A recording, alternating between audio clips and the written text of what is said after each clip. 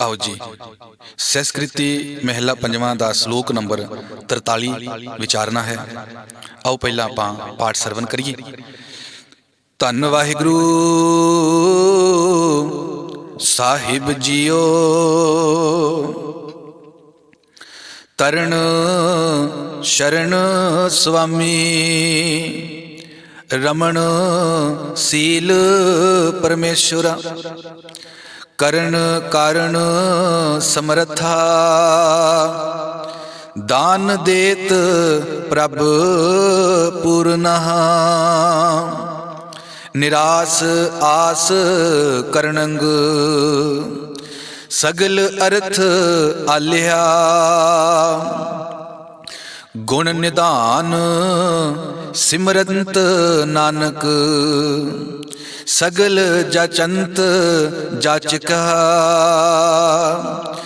गुण निधान सिमरंत नानक, सगल जाचंत जाचका।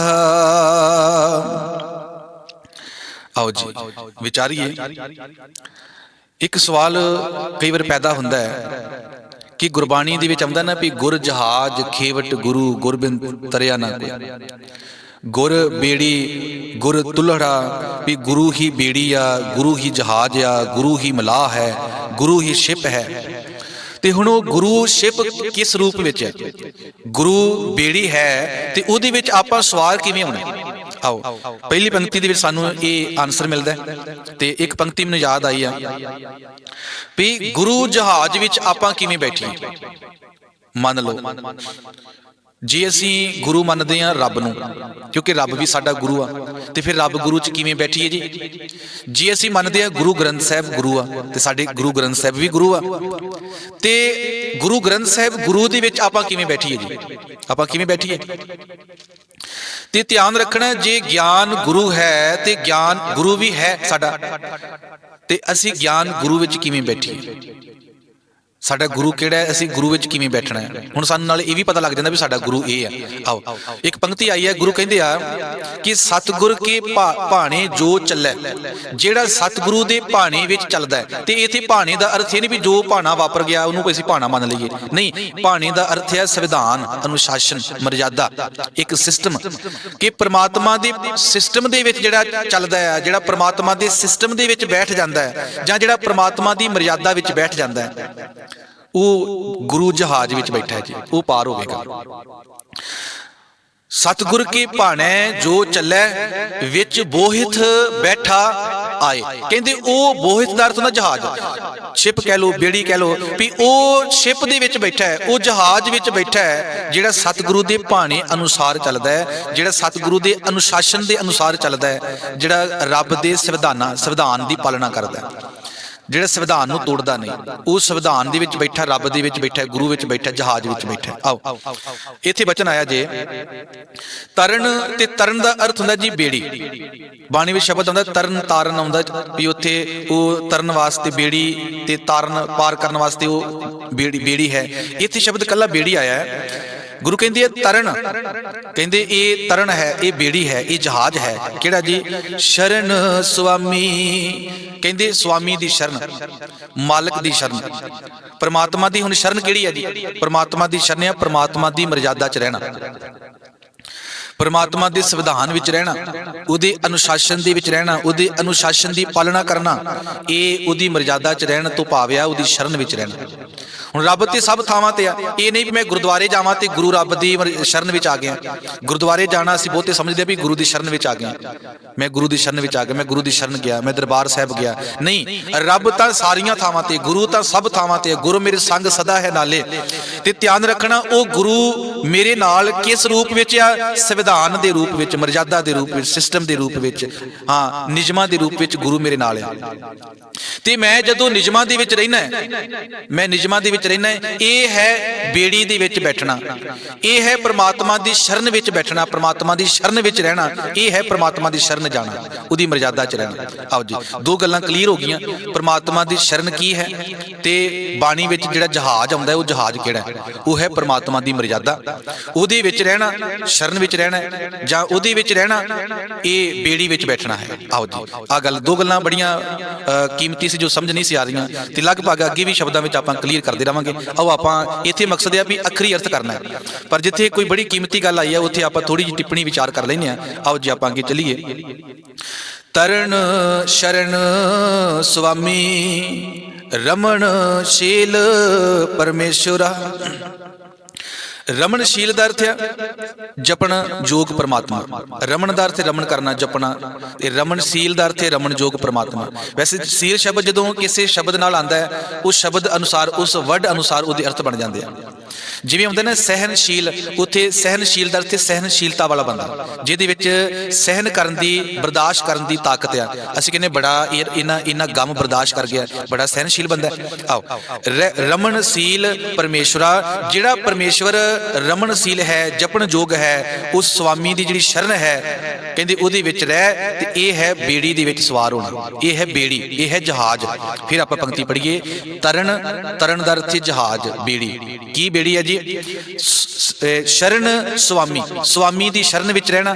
ਰਮਨਸ਼ੀਲ ਪਰਮੇਸ਼ਵਰਾ, ਜਿਹੜਾ ਰਮਨ ਯੋਗ ਪ੍ਰਮਾਤਮਾ ਹੈ, ਜਿਹੜਾ ਜਪਣ ਯੋਗ ਪ੍ਰਮਾਤਮਾ ਹੈ, ਉਹਦੀ ਸ਼ਰਨ ਵਿੱਚ ਰਹਿਣਾ, ਇਹ ਹੈ ਬੇੜੀ ਦੇ ਵਿੱਚ ਸਵਾਰ ਹੋਣਾ, ਇਹ ਹੈ ਬੇੜੀ, ਉਹਦੀ ਸ਼ਰਨ, ਉਹਦੀ ਬੇੜੀ ਹੈ।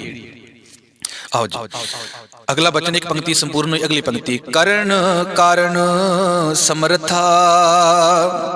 ਕਰਨ ਕਾਰਨ, ਹਰ ਘਟਨਾ ਜਦੋਂ ਵਾਪਰਦੀ ਉਹਦੇ ਪਿੱਛੇ ਕਾਰਨ ਹੁੰਦਾ, ਤੇ ਗੁਰੂ ਕਹਿੰਦੇ ਉਹ ਕਾਰਨ ਦਾ ਵੀ ਕਰਨ ਕਾਰਨ ਹੈ। ਉਹ ਜਿਹੜਾ ਕਾਰਨ ਹੈ ਉਹਦਾ ਵੀ ਕਰਤਾ ਹੈ, ਉਹਦਾ ਵੀ ਮਾਲਕ ਹੈ। ਕਰਨ ਕਾਰਨ, ਉਹ ਕਾਰਨਾਂ ਦਾ ਵੀ ਕਰਨਹਾਰ ਹੈ, ਤੇ ਸਮਰੱਥਾ ਦਾ ਅਰਥ ਉਹ ਸਮਰੱਥ ਹੈ। ਹਰ ਉਹ ਕਰਨ ਦੇ ਵੀ ਸਮਰੱਥ ਹੈ, ਉਹ ਕਰਨ ਕਾਰਨ ਦੇ ਵੀ ਸਮਰੱਥ ਹੈ, ਸਮਰੱਥਾ। ਤੇ ਦਾਨ ਦੇਤ ਪ੍ਰਭ ਪੂਰਨਾ।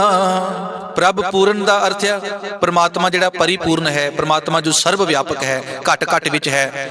ਦਾਨ ਦੇਤ, ਉਹ ਸਾਰਿਆਂ ਨੂੰ ਦਾਨ ਦਿੰਦਾ ਹੈ, ਉਹ ਸਾਰਿਆਂ ਨੂੰ ਰਿਜ਼ਕ ਦਿੰਦਾ ਹੈ, ਉਹ ਸਾਰਿਆਂ ਨੂੰ ਸੁੱਖ ਸਹੂਲਤਾਂ ਦਿੰਦਾ ਹੈ। ਸਾਰੇ ਹਰ ਇੱਕ ਨੂੰ ਜਿਹਨੂੰ ਜੋ ਕੁਝ ਲੋੜ ਹੈ ਉਹਦੀ ਲੋੜ ਪੂਰੀ ਕਰਦਾ ਹੈ। ਦਾਨ ਦੇਤ ਪ੍ਰਭ ਪੂਰਨਾ। ਦੂਜੀ ਪੰਕਤੀ ਵੀ ਪੂਰੀ ਹੋਈ। ਅਗਲਾ ਬਚਨ ਆਪਾਂ ਪੜ੍ਹੀਏ। ਨਿਰਾਸ ਆਸ ਕਰਨੰਗ। ਨਿਰਾਸ ਦਾ ਅਰਥ ਹੈ ਵੀ ਜਿਹੜੇ ਨਿਰਾਸ਼ ਹੋ ਚੁੱਕੇ ਨੇ, ਜਿਨ੍ਹਾਂ ਨੂੰ ਕੋਈ ਰਾਹ ਰਸਤਾ ਨਹੀਂ ਮਿਲਦਾ। ਜਦੋਂ ਰਸਤਾ ਨਾ ਮਿਲੇ ਤੇ ਬੰਦਾ ਨਿਰਾਸ਼ ਹੋ ਜਾਂਦਾ, ਢੇਰੀ ਢਾਹ ਕੇ ਬਹਿ ਜਾਂਦਾ। ਤੇ ਪ੍ਰਮਾਤਮਾ ਜਿਹੜਾ ਇਹੋ ਜਿਹਾ ਨਿਰਾਸ਼ ਹੋ ਚੁੱਕਾ ਜੀਵ ਹੈ ਨਾ, ਉਹਦੇ ਲਈ ਆਸ ਦਾ ਕਾਰਨ ਬਣ ਜਾਂਦਾ, ਉਹਦੇ ਅੰਦਰ ਵੀ ਆਸਾਂ ਪੈਦਾ ਕਰ ਦਿੰਦਾ, ਉਹਨੂੰ ਵੀ ਜ਼ਿੰਦਗੀ ਜਿਉਣ ਦਾ ਰਾਹ ਦੇ ਦਿੰਦਾ, ਮਕਸਦ ਮਿਲ ਜਾਂਦਾ ਉਹਨੂੰ ਵੀ। ਤੇ ਗੁਰੂ ਕਹਿੰਦੇ ਆ ਨਿਰਾਸ਼ ਆਸ ਕਰਨੰਗ। ਨਿਰਾਸ਼ ਲੋਕਾਂ ਦੀ ਉਹ ਆਸ ਦਾ ਕਾਰਨ ਬਣਦਾ ਵੀ ਉਹਦੇ ਅੰਦਰ ਵੀ ਉਹ ਆਸ ਬਣਾ ਦਿੰਦਾ। ਜਿਹੜਾ ਨਿਰਾਸ਼ਾ ਤੋਂ ਟੁੱਟ ਚੁੱਕਾ ਹੈ ਨਾ ਬੰਦਾ, ਉਹ ਬੰਦਾ ਆਤਮ ਹੱਤਿਆ ਕਰਨਾ ਚਾਹੁੰਦਾ। ਜਿਹਨੂੰ ਕੋਈ ਆਸ ਦੀ ਕਿਰਨ ਨਹੀਂ ਮਿਲਦੀ, ਉਹ ਬੰਦਾ ਆਤਮ ਹੱਤਿਆ ਦਾ ਰਾਹ ਇੱਕੋ ਇੱਕ ਅਪਣਾਉਂਦਾ। ਪਰ ਰੱਬ ਉਹਦੇ ਅੰਦਰ ਵੀ, ਪ੍ਰਮਾਤਮਾ ਧਿਆਨ ਰੱਖਣਾ, ਉਹ ਆਸ ਬਣਾ ਦਿੰਦਾ। ਉਹਦੇ ਅੰਦਰ ਵੀ ਇਹੋ ਜਿਹੇ ਬੰਦੇ ਅੰਦਰ, ਇਹੋ ਜਿਹੀ ਕੰਡੀਸ਼ਨ ਦੇ ਵਿੱਚ ਵੀ ਰੱਬ ਜ਼ਿੰਦਗੀ ਜਿਉਣ ਦਾ ਰਾਹ, ਮਕਸਦ ਬਣਾ ਦਿੰਦਾ। ਤੇ ਨਿਰਾਸ ਆਸ ਕਰਨੰਗ ਸਗਲ ਅਰਥ ਆਲਿਆ। ਸਗਲ ਸਾਰੇ ਅਰਥ ਦਾ ਅਰਥ ਹੁੰਦਾ ਜੀ ਪਦਾਰਥ।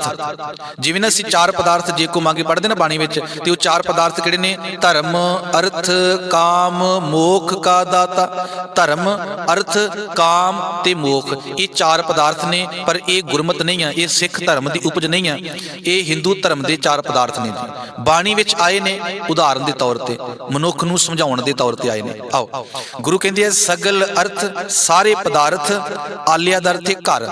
ਉਹ ਸਾਰੇ ਪਦਾਰਥਾਂ ਦਾ ਘਰ ਹੈ, ਉਹ ਸਾਰੇ ਪਦਾਰਥਾਂ ਦਾ ਬੇਸ ਹੈ, ਮੁੱਢ ਹੈ, ਸੋਮਾ ਹੈ, ਉਹ ਧੁਰਾ ਹੈ, ਉਹ ਕੇਂਦਰ ਹੈ।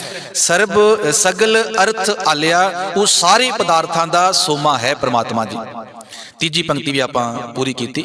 ਆਓ ਅਗਲੀ ਚੌਥੀ ਪੰਕਤੀ, ਆਖਰੀ ਪੰਕਤੀ ਨੂੰ ਵਿਚਾਰੀਏ। ਗੁਣ ਨਿਧਾਨ ਸਿਮਰੰਤ ਨਾਨਕ। ਹੇ ਨਾਨਕ, गुण निधान, गुणा का खजाना कौन? परमात्मा। सिमरंत दा अर्थ सिमरदियां। हे नानक जी परमात्मा नू, ऐसे परमात्मा नू आपां सिमरिए।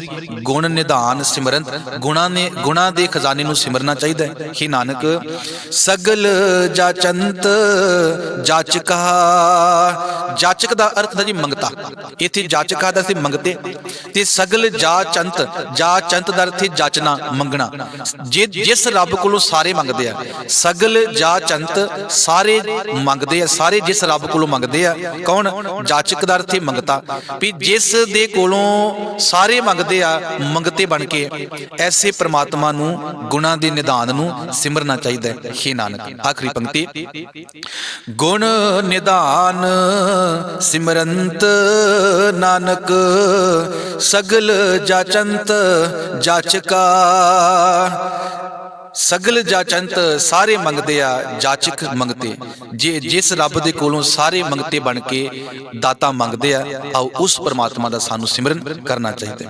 43 नंबर श्लोक भी आपां संपूर्ण कर लिया। सो जिथे वैसे कई बार विचारते हैं, आप नू नहीं पता लगता, भुल्लां हो जांदियां, गलतियां कर जाइदियां, ते आप जी ने गलतियां दसना, ते उन्हां गलतियां नू आपां एक होर टॉपिक दे उत्ते सारियां गलतियां जिहड़ियां ने, जिहड़ियां मिसटेक हो चुकियां ने, आपां सारियां वो गलतियां नू एक होर शब्द दे, जिवें असीं शब्दां नू व्याख्या दे रहे हैं, असीं एक वो टॉपिक लै लांगे जिहदे विच 10 20 40 50 जिन्नियां भी गलतियां होणगियां, असीं वो सारियां विचार के सहस्कृति दे इस सिरलेख हेठ आपां पा देंगे। सो इन्नी बेनती प्रवान सारियां नू गुरु फतेह प्रवान होवे ते सारियां नू गुड लक जी।